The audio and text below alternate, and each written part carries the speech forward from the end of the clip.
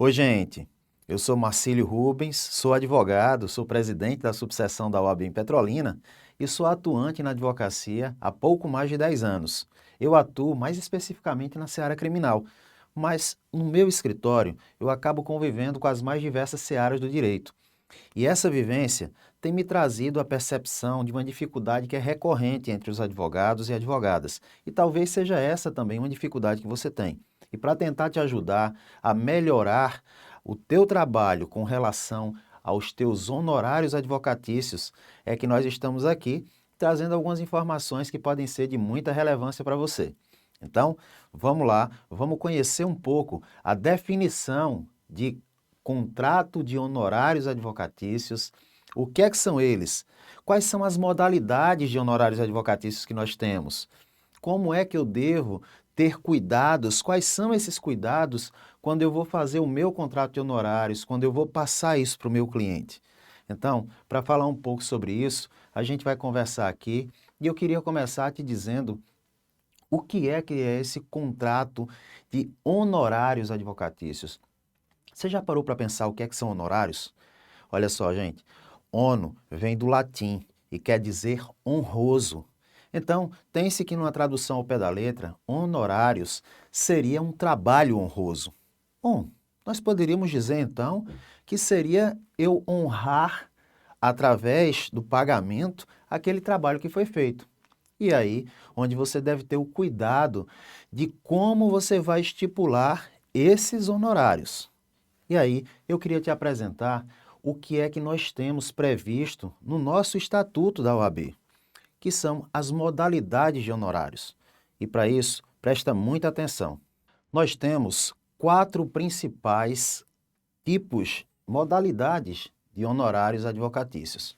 Então, presta atenção aqui. Você vai ter os honorários contratuais, que são aqueles que são ajustados com o cliente para um pagamento prévio ou até um pagamento na conclusão da causa. Você vai ter uma segunda modalidade, que são os honorários sucumbenciais. São aqueles que são estipulados para que alguém que perde a causa custeie os honorários do advogado da parte ganhadora.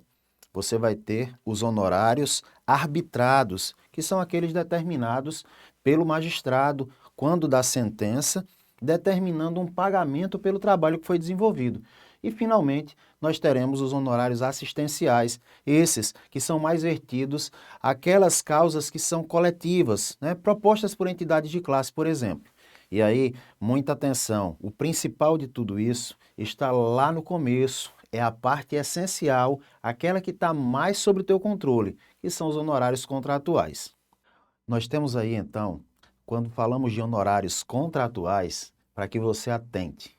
Você tem aquela modalidade 1 dos honorários contratuais e ela se subdivide no seguinte: os honorários iniciais são aqueles que são pagos quando você inicia o trabalho. Não que vão ser pagos integralmente. Atenção para isso aí, tá? Você pode receber os seus honorários de forma parcelada, mas eles são considerados iniciais porque eles não dependem do fim da causa, ok? Você tem também uma segunda possibilidade. Essa possibilidade é a que trata dos honorários por fase. Por exemplo, eu estipulo num processo aqui que vou receber honorários até a sentença em primeiro grau, ou por peças que foram produzidas em determinada fase do processo, ou apenas na fase recursal em segundo grau.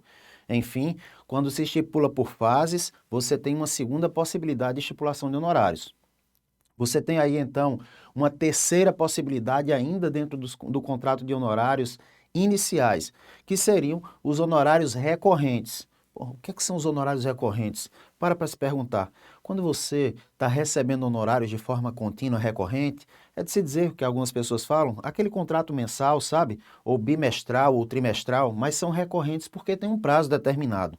Então, nós temos aí uma terceira possibilidade. E, finalmente, a quarta possibilidade, que é aquela que muitos profissionais apostam com o fim de conquistar o cliente, que é aquele honorário ad exitum. Mas eu vou fazer um destaque. Quando a gente fala ad exitum, ou seja, no êxito da causa, o advogado, por vezes, conquista o cliente porque tem a possibilidade de que o cliente enfrentará o mesmo risco que ele. Ou seja, o cliente terá a percepção de que se você está assumindo o risco com ele, você vai se dedicar mais para a causa. Bom, ainda que seja uma percepção muito subjetiva, não importa, a gente está determinando aí que existe uma forma de se receber apenas no resultado da causa. Mas como o risco é maior, o preço também é maior. Então você pode determinar honorários mais acentuados, embora dentro dos limites estabelecidos pelo nosso estatuto, não esquece disso não, tá? E aí você vai estipular honorários maiores para o final e o êxito da causa. Mas eu vou fazer uma reserva. Vou fazer uma reserva de que é possível determinar uma quota litis. Olha, o que é esse nome meio estranho, mas que é previsto também no nosso estatuto? Você tem uma limitação. A quota litis, ela determina uma limitação desses teus honorários. E aí fica muito atento para a previsão do artigo 50 do Estatuto de Ética, tá? Porque lá você vai ter a definição de que o advogado não pode ter um proveito econômico que supere o do seu cliente. Obviamente, isso acaba se convertendo até num contrassenso. Então, essa é a limitação que a gente tem. Afora isso, dentro do contrato ad êxito, você pode fazer o ajuste que for mais conveniente entre as partes. Agora, gente, tem uma coisa que eu acho muito, muito importante. E aí eu queria falar com você daquilo que não está escrito, que você dificilmente vai encontrar em algum manual, mas que você vai vivenciar. E como eu costumo dizer, é melhor a gente aprender com os erros dos outros do que a gente ter que cometer todos os erros sozinho. Então, a nossa experiência errante acaba nos trazendo a percepção de alguns cuidados que são essenciais. E eu queria destacar alguns deles para vocês. Lembra que quando você vai estipular os seus honorários, você tem que pensar em duas coisas essenciais. A primeira é a complexidade do trabalho que você vai fazer, tá? Mas essa complexidade, ela envolve o quê? Ela vai envolver o estudo que você vai ter que dedicar para aquele caso específico, se você terá que desenvolver uma nova tese que você ainda não vivenciou, se você vai ter que buscar auxílio de outros profissionais, enfim, tudo isso vai determinar o nível de complexidade do teu trabalho e, portanto, o tempo que você dedica para a parte técnica desse trabalho. Mas existe um segundo tempo, existe um segundo fator que vai determinar o quantum dos teus honorários. E esse fator, ele deve sempre se basear no tempo. Por vezes, o cliente entende que a prática de um único ato será feito, a exemplo de uma petição inicial. Mas é importante você destacar para ele que se você não contratou por ato, mas você contratou por fase, você vai acompanhar toda a fase de um processo. Então, você vai estar obrigado no processo, por determinação legal, a acompanhar todas as publicações. Mesmo não praticando atos técnicos como novas petições, você vai estar, entre aspas, de sobreaviso para o teu cliente. E se o processo se estende por 6 meses, os teus honorários foram cobrados para 6 meses? Ou se o processo se estende por 2 anos, ou seja, 4 vezes os 6 meses, você tem que tomar cuidado, porque você deve sempre dividir o quanto estabelecido de honorários pelo tempo dedicado ao acompanhamento daquele feito, além da complexidade. Isso vai influenciar diretamente. Você vai ter o cuidado de não acumular processos demais em que você cobrou de menos e você não vai ter tempo suficiente para dar conta de tudo isso sozinho. Senão, daqui a pouco, cuidado, você vai estar pagando para trabalhar, tá? Um cuidado, então, que eu sempre recomendo que você tenha. Calcula bem o trabalho que você vai fazer, a dedicação que você vai ter que ter àquele processo. Lembra que em cada processo você vai ter que fazer o melhor. Em cada ato, ainda que não seja judicial, você vai ter que dar o seu melhor. É assim que um profissional é reconhecido dentro do seu mercado de trabalho. Então, a coisa mais importante em qualquer relação não é apenas que você venda o seu serviço, é que você deixe claro para quem compra o seu serviço o que é que você está oferecendo para aquela pessoa, ou para aquelas pessoas, ou para aquela entidade. Então, quando você vai contratar, se você está determinando honorários contratuais iniciais ou ad êxito, independente do que seja, uma coisa essencial é que, nos casos em que cabe, explica para o teu cliente antecipadamente o que são honorários sucumbenciais, por exemplo, para que ele não confunda que os honorários que ele, cliente, te pagou estão sendo pagos novamente. E aí, de repente, fira a sua relação salutar entre advogado, advogada e cliente.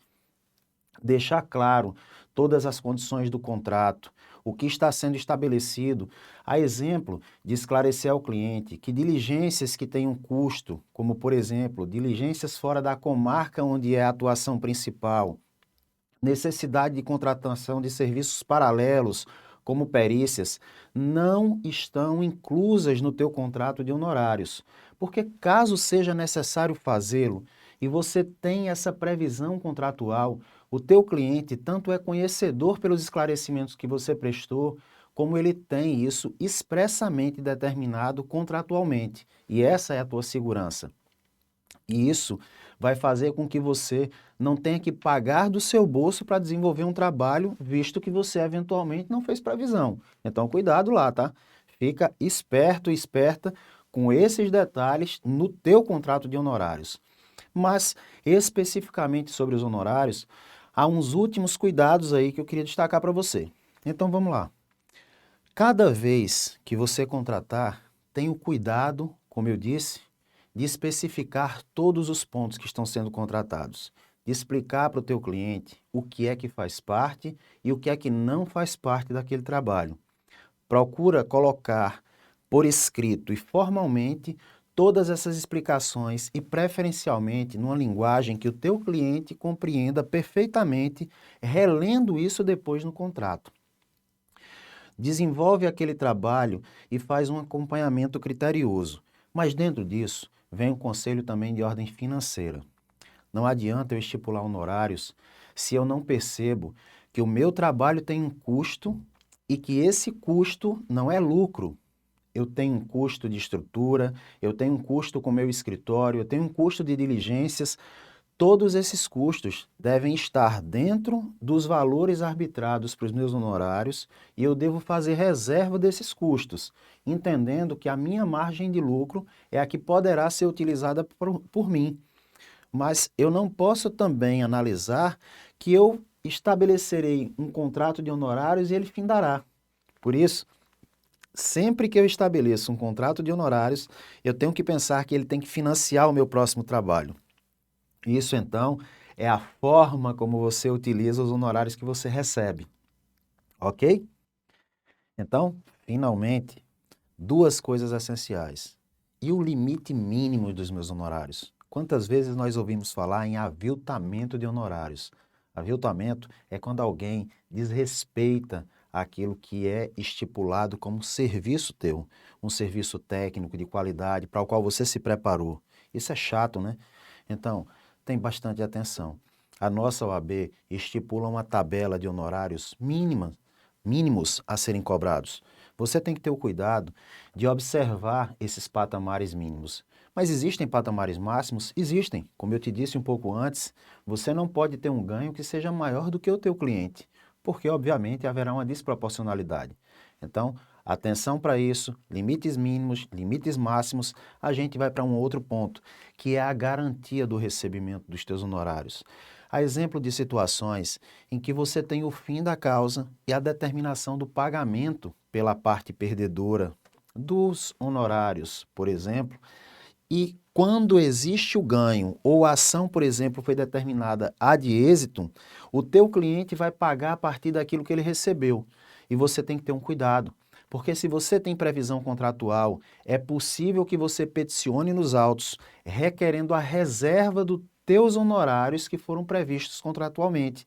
Isso é uma forma de garantir que aquele cliente, eventualmente, e com todas as reservas aos clientes, não previamente desconfiando, mas por uma questão de segurança, para que ele não te passe a perna. Por isso, toma o cuidado de ter sempre o teu contrato regular, com tudo bem ajustado, para que você possa requerer, peticionando nos autos, a reserva do teu percentual de honorários que foi ajustado para o final da causa. E, diante de tudo que nós colocamos aqui, eu quero te destacar uma coisa e até um exemplo do que eu uso comumente no meu cotidiano. E para você, jovem advogado, jovem advogada, ou até advogado e advogada que tem mais tempo de carreira, eu sugiro aquilo que eu vivencio no dia a dia, e que posso dizer que funciona muito bem. Os teus honorários, eles têm que ser muito bem arbitrados, eles têm que ser calculados, como nós dissemos, pela dificuldade que você vai enfrentar, pela complexidade da causa, do trabalho que você vai desenvolver e pelo tempo. Eles têm que ser previstos contratualmente, eles têm que ser analisados em todos os pontos e informados ao teu cliente. E como nós conversamos, aquilo que não estiver previsto no teu contrato também tem que estar bem claro para o teu cliente. A exemplo, por exemplo, de trabalhos periciais que vão ser utilizados eventualmente no processo, mas que você não calculou inicialmente.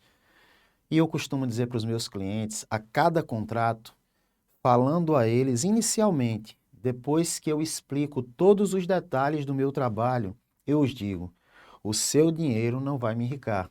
Isso geralmente causa um susto para todo mundo, né? As pessoas ficam um pouco desconfiadas e às vezes até acham que você está menosprezando o esforço dela para pagar os teus honorários. Mas não, explico. Eu digo que o que faz com que nós cresçamos profissionalmente e materialmente na nossa profissão é que nós tenhamos a indicação de um cliente para outro, a confiança do mercado. E a confiança do mercado é feita uma a uma por cada causa e pela confiança do cliente.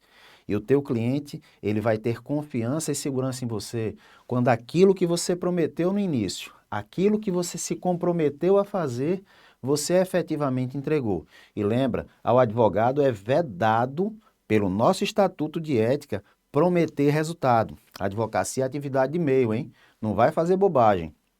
Mas aquilo que você se comprometeu tecnicamente a fazer, sem a promessa de resultado, tem que estar previsto no teu contrato, tem que ser entregue. O que foi combinado não sai caro para nenhum dos lados. Então, quando eu falo para o cliente, o teu dinheiro não vai me enricar, eu digo no final, o que me enrica é a sua indicação e só indica para o próximo cliente aquele que já está satisfeito com o teu trabalho. Então, todo cuidado, todo sucesso para você, que a estipulação dos teus honorários seja na medida suficiente para arcar com o valor do teu trabalho e fazer você crescer cada vez mais. Sucesso para vocês!